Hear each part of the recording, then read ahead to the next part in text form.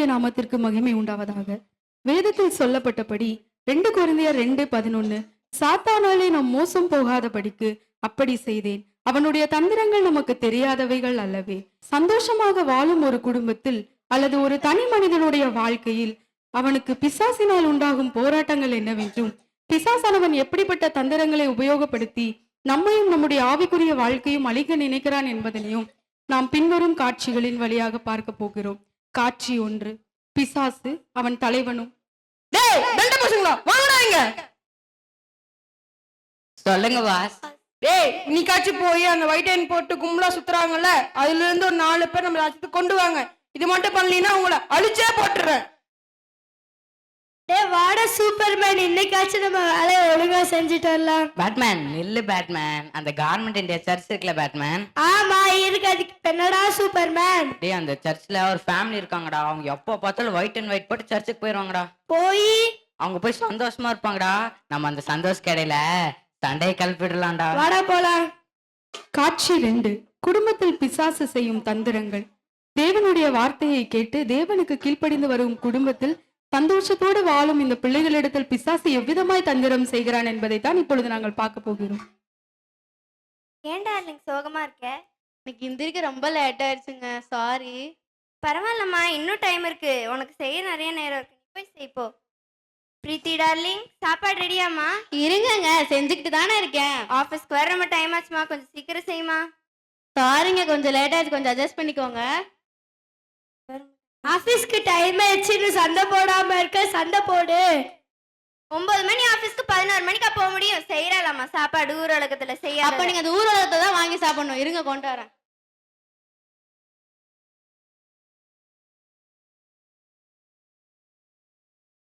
இதெல்லாம் ஒரு சாப்பாடு, உப்பு இல்ல காரமும் இல்ல, அதை போய் சாப்பிட்டு இருக்க பாரு.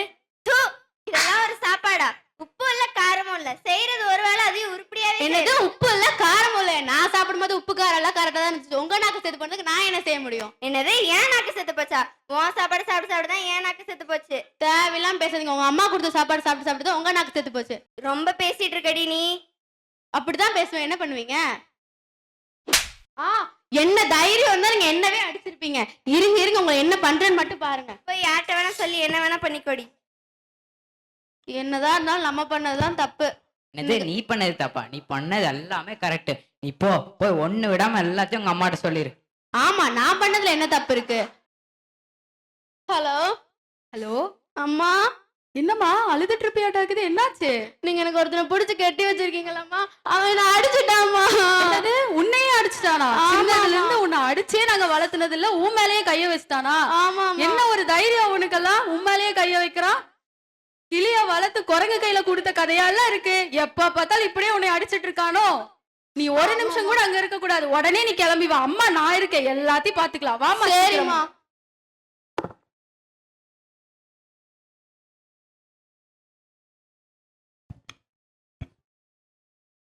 என்ன கணவன் மனைவிகளே, இந்த காட்சியை பாத்தீங்களா? இப்படிதான் சின்ன சின்ன விஷயத்துல நம்ம கோபப்பட வச்சு நம்மள அவனோட வலையில விழ வைக்கிறான். சோ கணவன் மனைவிகளே ரொம்ப கவனமா இருக்கணும். அப்பதான் நம்ம பிசாசை மேற்கொள்ள முடியும். காட்சி 2, பிசாசும் அவன் கூட்டாளிகளும் குடும்பத்தை மட்டுமல்ல, வாலிப பிள்ளைகளையும் எவ்வளவு தந்திரமாக உலகத்தில் நடக்கிற பாவங்களுக்கெல்லாம் வழிவிலக வைத்து தேவனை விட்டு வழிவிலக செய்ய திட்டமிடுதல். டேய் தண்ட பசங்களா, எங்கடா இருக்கீங்க? என்னடா பண்றீங்க? வாங்கடா இங்க. பாஸ் இங்கதான் பாஸ் இருக்கோம். என்ன பாஸ் எங்களை பார்த்து இப்படி சொல்லிட்டீங்க? நாங்க என்ன பண்ண தெரியுமா? என்ன பண்ணிருக்கு போறீங்க? இத்தனை வருஷம் என்ன பண்ண போறீங்க? இன்னைக்கு என்ன பண்ணிட்டு வந்து போறீங்க? பாஸ் நல்லா இருந்த குடும்பத்தை பிரிச்சிட்டோம் பாஸ். திறமைய பாத்தீங்களா?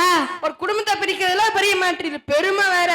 ஒருத்தையும் உருப்படாம பண்ணணும், அதான் நீங்க டாஸ்க். போங்க ஏதாச்சும் உருப்படியா பண்ணிட்டு வாங்க. என்னடா சூப்பர்மேன், இந்த பாஸுக்கு நாம எது செஞ்சாலும் பிடிக்கிறதே கிடையாது. அந்த பாஸ் கிடைக்காத பேட்மேன், நம்ம போய் நம்ம வேலையை பார்ப்போம். வாடா போலாம். பிசாசானவன் வாலிப பிள்ளையிடத்தில் செய்யும் தந்திரங்கள். ஏ ரூபி, என்ன இன்னும் தூங்கிட்டு இருக்க? எப்ப பார்த்தாலும் காலையில உன்னோட ஒரே ரோதனையா போச்சு. மணி 9 ஆகுது, இன்னும் தூங்கிட்டு இருக்கா. எந்திரி, சீக்கிரமா எந்திரிச்சு கிளம்புடி. சும்மா சொல்லிட்டே இருக்க மாட்டேன், சீக்கிரம் எந்திரி. காலங்காத்தால 9 மணிக்கே சும்மா நச்சு நச்சு எழுப்பி போட்டுறாங்க. இருங்கம்மா, இப்பதானே எழுந்திருக்கேன், போய் கிளம்புறேன். டேய் காலையில எந்திரிக்கும் போது அம்மா பேச்சு கேட்கலடா. நம்ம வேலை ஈஸியா தான் இருக்கும் போல. நம்மளோட சூப்பர்மேன் ஏ பாப்பா, உனக்கு தானே நிறைய ஆசை இருக்கா? சில மாதிரி ட்ரெஸ் போட, சில மாதிரி மேக்கப் போட நிறைய. இப்பதான் நிறைய ஃபாலோவர்ஸ் கிடைப்பாங்கன்னு நீ என்னடானா அப்பா திட்டுவாங்க பாஸ்ட் திட்டுவான்னு இருக்க. இன்னைக்கு ஒரு நாள் நான் சொல்ற மாதிரி போடு, எவ்வளவு ஃபாலோவர்ஸ் வர்றாங்க மட்டும் பாரு. அதெல்லாம் போட்டா நம்மளுக்கு நல்லா தான் இருக்கும்.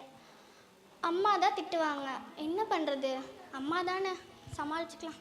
போ போ, அந்த லிப்ஸ்டிக் எடுத்து போடு, அந்த ஃபவுண்டேஷனை வந்துடாத, அதுதான் முக்கியமே. இது மட்டும் கிடையாது, அந்த மாடர்ன் ட்ரெஸ் எடுத்து போட்டு மஜாவா வா பாப்போம். மாடர்ன் ட்ரெஸ்ஸா? நம்ம கிட்ட தான் மாடர்ன் ட்ரெஸ்ஸே இல்லையே, என்ன பண்றது? நம்ம அம்மாவும் நம்மளுக்கு வாங்கி தரல. போன பர்த்டேக்கு தான் நம்ம ஃப்ரெண்ட்ஸ் வாங்கி கொடுத்தாங்க. போ அதை எடுத்து போட்டு வா, உலகலகே தோத்துருவா. ஆமால, நம்ம ஃப்ரெண்டு தானே வாங்கி கொடுத்தா. இப்ப பாரு,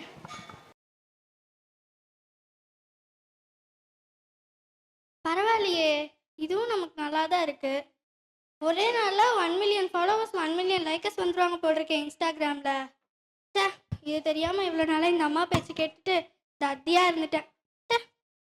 இப்படியாக உலகத்தின் காரியங்களில ஒவ்வொரு வாலிப பிள்ளைகளை விளைவிச்சு பிசாசானவன் அவனுடைய ராஜ்யத்துக்கு சேர்த்தி கொள்றான். வாலிப பிள்ளைகளே ரொம்ப உஷாரா இருக்கணும். வேதத்துல இப்படி ஒரு வசனம் சொல்லப்பட்டு இருக்குது. 2 தீமோத்தேயு 4:12. உன் இளமையை குறித்து ஒருவனும் உன்னை அசட்டை பண்ணாத படிக்கு நீ வார்த்தையிலும் நடக்கையிலும் அன்பிலும் ஆவியிலும் விசுவாசத்திலும் கற்பிலும் விசுவாசிகளுக்கு மாதிரியா இருன்னு. இந்த வசனத்தின்படியா நம்ம நடக்க ரெடியாகுங்க. என்னங்க இதோட முடிஞ்சிருச்சுன்னு நினைக்கிறீங்களா? இல்லைங்க, பிசாசு குடும்பத்தை பிரிச்சான், வாலிப பிள்ளைய அவனோட விழ வச்சான். அது மட்டும் இல்லைங்க, சின்ன பிள்ளைகளை கூட விடமாட்டேன்னு சொல்லி அவனோட வாழ்க்கையில கபடி விளையாட வந்திருக்காங்க. என்னடா சூப்பர்மேன் இவ்வளவு ஹாப்பியா இருக்க? அது ஒண்ணும் இல்லடா, இந்த வாரத்திலே நான் 2 ப்ராஜெக்ட் முடிச்சிட்டேன் தெரியுமா? நீ மட்டும் முடிச்சியா? நானும் தானடா முடிச்சேன். சரி, நம்ம 2 பேர் சேர்ந்து இந்த வாரத்துல 2 ப்ராஜெக்ட் முடிச்சிட்டோம். இன்னும் 1 மட்டும் முடிச்சா பாஸ்ட் இருந்து போனஸ் வாங்கிடலாம்டா. ஆமாடா, என்ன பண்ணலாம்டா, ஒரு குடும்பத்தை பிரிச்சாச்சு, யூத்த விழ வச்சாச்சு. சரி, ஒரு சின்ன பையன் வாழ்க்கையில கபடி ஆடிட வேண்டியதான். வா வர போலாம். போலாம். ஐயோ, ரொம்ப வேலை செஞ்சனால கால் வலிக்குது. இந்த பெத்தல வேற இப்பதான் எங்கேயாவது தொலைஞ்சிரும், உட்கார கூட முடியல. நான் கௌசியா தான் அங்க ஒரு போறான் பாருங்க, அதை ஒளிஞ்சிருக்கான் பாருங்க, ஸ்கோப் போடுங்கண்ணா அதாங்க அங்கதான் இருக்கான் பாருங்க. வீட்டுல இருக்கிறவங்களுக்கு வேற காப்பி வேற போடணும், பால் வேற இல்ல. சரி, பையனை வேணா போய் வாங்கிட்டு வர சொல்லலாம். டேய் தம்பி, கடைக்கு போயிட்டு பால் பாக்கெட் மட்டும் வாங்கிட்டு வாடா, அம்மாக்கு வேற ரொம்ப கால் வலிக்குது. இதோ போறோமா. டேய் நில்றா, இன்னும் 1 கில் தாண்டா இருக்கு, முடிச்சிட்டு போலாம்டா. ஆமாடா, இன்னும் ஒரு கில் தாண்டா இருக்கு, முடிச்சிட்டு போலாம்டா. ஆமால, இன்னும் 1 கில் தான் இருக்கு. நம்ம போயிட்டோம்னா இவ்வளவு நேரம் நம்ம கஷ்டப்பட்டு விளையாடுனதுலாம் வீணா போயிருமே. கொஞ்ச நேரம் கழிச்சு போறோமா. டேய் நீ இன்னுமா போல? நான் உன்கிட்ட எப்ப சொன்னேன்? உன்கிட்ட சொன்னதுக்கு நானே போயிருக்கலாம். நீ எப்ப பால் வாங்கிட்டு நான் எப்ப காப்பி போடுறதோ தெரியல. இந்த அம்மா வேற நம்மளை புரிஞ்சுக்கவே மாட்டேன்றாங்க. ஒரு மணி நேரம் கூட விளையாடவே விடுறது இல்ல. இப்பதான் போனே கிடைச்சிது, இதுக்கு தான் தனியா ஒரு போன் கேட்டாலும் வாங்கி தரல. ஆனா உங்களுக்கு வேலையை மட்டும் செஞ்சிடணும். நம்மளுக்கு வேற அந்த கன் வாங்க காசு தேவைப்படுது, மிச்ச காசை ஆட்டைய போட்டுற வேண்டியதான். நம்ம இவங்கிட்ட டியூஷன் எடுக்கணும் போல, இவன் இவ்வளவு அப்டேட்டடா இருக்கான்டா. ஆமாடா, மிச்ச காசு கேட்டாங்கன்னா என்னன்னு சொல்றது? ரொம்ப யோசிக்காதடா, தொலைஞ்சிருச்சுன்னு சொல்லிரு. டேய் என்னடா ஆச்சு? ஏன் மூஞ்சி தொங்க போட்டுட்டு வர? வர வழியில மிச்ச காசு தொலைச்சிட்டோமா, ரொம்ப நேரமா தேன கிடைக்கவே இல்லம்மா. சரி பரவாயில்ல, தெரியாம தானே பண்ணேன். தொலைச்சிட்டான். ஆளையும் சைஸையும் பாரு, வந்து நிக்கிற ஸ்டைல பாரு. இவங்கிட்ட கொடுத்ததுக்கு நானே போயிருக்கலாம். என்ன குட்டீஸ், பாத்தீங்களா? பைபிள்ல ஒரு வசனம் இருக்கு, ஞாபகம் வந்திருக்கும்னு நினைக்கிறேன். எபேசியர் 6:1-3. பிள்ளைகளை உங்கள் பெற்றாருக்கும் கர்த்தருக்கும் கீழ்ப்படியுங்கள், இது நியாயம். உங்களுக்கு நன்மை உண்டாயிருப்பதற்கும் பூமியிலே உன் வாழ்நாள் நீடிப்பதற்கும் உன் தாயும் உன் தகப்பனையும் கனம் பண்ணுவாயாக என்பதே வாக்குத்தத்தமுள்ள முதலாம் கற்பனையாயிருக்கிறது. இந்த கற்பனையை கை கொள்ள ரெடியாயிக்கோங்க குட்டீஸ். காட்சி 4. பிசாசானவன் தான் செய்ய நினைத்த காரியத்தை வெற்றிகரமாக செய்து முடித்தல். பேசாதீங்க, பாஸ்டர் வர்றாங்க. Praise lord pastor. பிரைஸ் லார்ட்மா. தம்பி நல்லா இருக்கியாப்பா? நல்லா இருக்க பாஸ்டர். சரி, நம்ம எல்லாரும் இன்னைக்கு ஒரு பாட்டு பாடலாமா? தலை சாய்க்கும் கல் நீரியா பாட்டு எல்லாத்துக்கும் தெரியுமா? தெரியாதவங்க என் கூட சேர்ந்து பாடுங்க. தலை சாய்க்கும் கல் நீரையா, மூளை கல் நீரையா, தலை சாய்க்கும் கல் நீரையா, மூளை கல் நீரையா. பெத்தேல் இது வானத்தின் வாசல், ஏசையா ஆசீர்வாதத்தின் வாசல். ஏசப்பா, எங்க எல்லாத்தையும் பாதுகாத்துக் கொள்ளுங்க. ஆமீன். இன்னைக்கு நம்ம எல்லாரும் முக்கியமான மெசேஜ் ஒன்று பார்க்க போறோம்.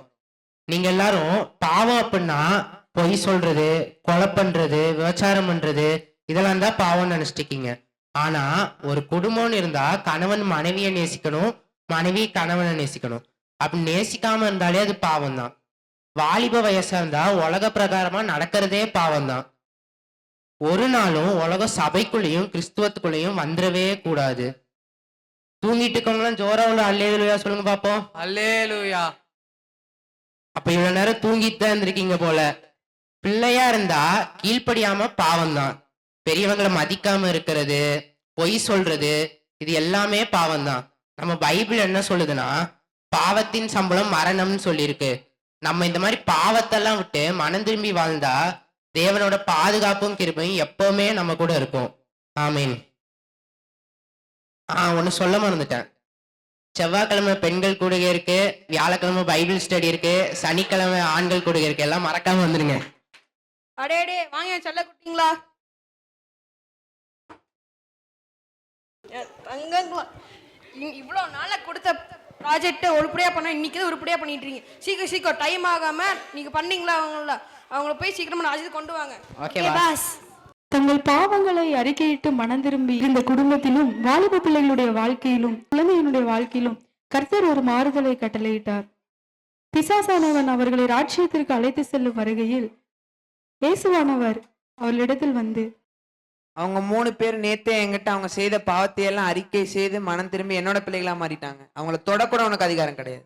இந்த ஸ்கிட்ட பாத்தீங்களா? சாத்தா நம்ம இடத்துல எவ்வளவா தந்திரமா கிரியை செய்யறான்னு இந்த ஸ்கிட்ல இருந்து நம்ம தெரிஞ்சிட்டோம். நம்ம நினைச்சிட்டு இருக்கோம் கொலை செய்யறது, விபச்சாரம் பண்றது, களவு செய்யறது, விக்கிரக ஆராதனை பண்றது, இதெல்லாம் தான் பாவம்னு நினைச்சிட்டு இருக்கோம். பிறருக்கு விரோதமா முறுமுறுக்கிறதும் பாவம்தான், சகோதரனை பகைக்கிறதும் பாவம்தான், மிக முக்கியமா கோபப்படுறதே பாவம்தான் சொல்லி இருக்குங்க பைபிள்ல. அது மட்டும் இல்லைங்க, உணர்வுகளின் வழியா வர எல்லாமே பாவம்தான். இந்த மாதிரி சின்ன சின்ன பாவங்களை நம்முடைய வாழ்க்கையில சாத்தான் கொண்டு வந்து நம்மள தேவனிடத்திலிருந்து தூரமா கொண்டு போயிடுறாங்க. இதுக்கெல்லாம் என்ன வழின்னு தானே கேக்குறீங்க? இதுக்கான ஆன்சர் பைபிள்லே இருக்குங்க, எல்லாருக்குமே தெரியுங்க. ஏசு பேதுருக்கிட்ட சொல்லியிருக்காங்க, நீ 3 முறை என்ன மறுதலிப்பாய் அப்படின்னு. அதே ஆண்டவர் மறுபடியும் சொல்லியிருக்காங்க, நீ சோதனைக்கு உட்படாதபடிக்கு விழித்திருந்து ஜெபம் பண்ணுன்னு. ஆண்டவர் சொல்லி கொடுத்த ஒண்ணு என்ன அப்படின்னா, நாம் சாத்தானோட தந்திரங்களை விழக்கூடாது அப்படின்னா நம்ம ஜெபம் பண்ணுவோம். ஜெபம் பண்ணி ஆண்டவர் இடத்துல சேருவோம். கர்த்தர் தாமே ஆசீர்வதிப்பாராக. ஆமென்.